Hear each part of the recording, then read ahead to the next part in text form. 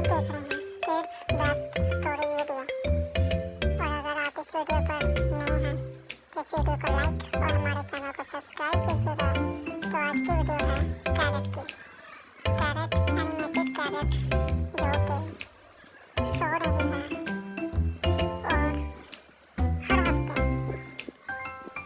वो और उसके दोस्त एक वेजिटेबल शो करते हैं और जिसमें सारे के सारे परफॉर्मेंस करते हैं।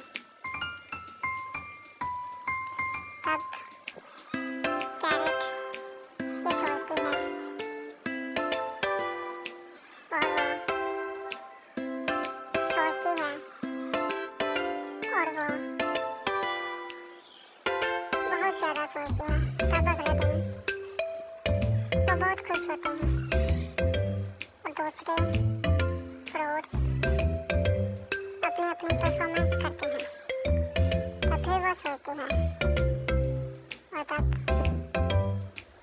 पोटैटो जो कि एक कॉर्नर पर खड़ा होता है